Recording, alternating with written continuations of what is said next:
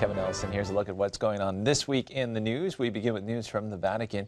In preparation for the extraordinary Synod of Bishops on the Family scheduled to take place in October of 2014, bishops around the world are being asked to take a realistic look at the situation of families under their care and at how effective pastoral and educational programs have been at promoting church teaching on sexuality, marriage, and family life. Archbishop Lorenzo Baldesseri, General Secretary of the Synod, asked bishops to distribute a preparatory document and questionnaire, summarize the responses, and send them back to the Vatican by the end of January. The preparatory document ends with a series of questions on how well church teaching is promoted, accepted, and ways in which modern people and societies challenge the Catholic view of marriage and family. The Synod was convoked by Pope Francis for October 5th through the 19th and will bring together presidents of bishops' conferences, the heads of Eastern Catholic churches, and the heads of Vatican offices to describe the current situation and to collect the bishops' experiences and proposals in proclaiming and living the gospel of the family. In news now from Rome, Pope Francis celebrated Mass in a Roman cemetery on All Saints' Day, where he spoke about the Bible's depiction of heaven. Rome Reports has more on the Mass. On the date the Catholic Church celebrates All Saints' Day, Pope Francis spoke about the so-called sunset of life and hope during a Mass at Rome's cemetery of Verano.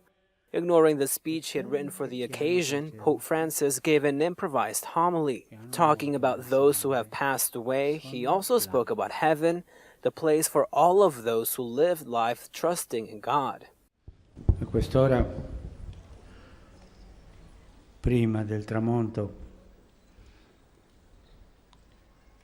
in questo cimitero, ci raccogliamo e pensiamo nel nostro futuro, pensiamo a tutti quelli che ne sono andati, che ci sono andati, tutti quelli che ci hanno preceduto nella vita e sono nel Signore. È tanto bella quella visione del cielo che abbiamo sentito nella prima lettura. Il Signore, Dio, la bellezza, la bontà, la verità, la tenerezza, l'amore pieno. Ci aspetta quello. Pope Francis also asked direct questions to the pilgrims, a gesture he's known to do very often. This time he asked them about their life's sunset and how they would like it to be. In questo pre-tramonto d'oggi, ognuno di noi può pensare al tramonto della sua vita. Ma come sarà il mio tramonto? Il mio, il tuo, il tuo, il tuo? Tutti noi avremo un tramonto, tutti. Lo guardo con speranza, lo guardo con quella gioia di essere ricevuto dal Signore, è quello cristiano.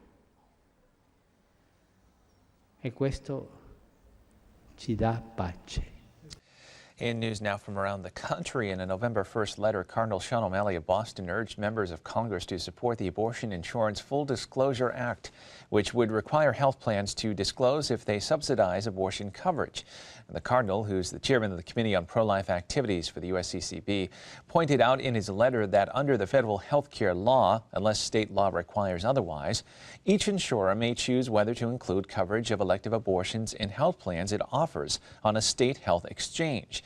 If the insurer does cover abortions, the overall health plan may still receive federal tax subsidies, which violates the policies governing all other federal health programs.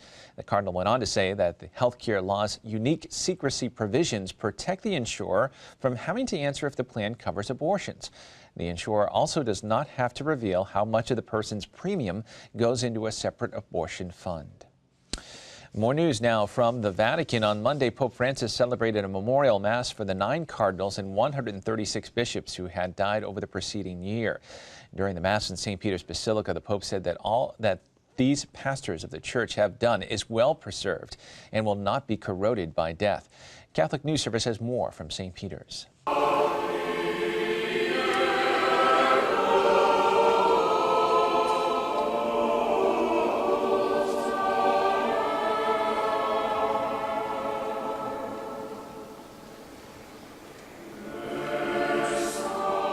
Vogliamo ricordare così i nostri fratelli cardinali e vescovi defunti, uomini dediti alla loro vocazione e al loro servizio alla Chiesa. Hanno amato come si ama una sposa. Nella preghiera li affidiamo alla misericordia del Signore, per intercessione della Madonna e di San Giuseppe, perché li accolga nel suo regno di luce e di pace, là dove vivono eternamente i giusti e coloro che sono stati fedeli testimoni del Vangelo. Anche in questa preghiera preghiamo anche per noi, che il Signore ci prepari a questo incontro. Non sappiamo la data, però l'incontro ci sarà. And finally in the news, a group of women religious have asked Pope Francis to raise greater awareness in the church about human trafficking by establishing a worldwide day of prayer and fasting. The date suggested is February 8th, the feast day of St. Josephine Bakhita, a Sudanese slave who found freedom in Italy and became a nun.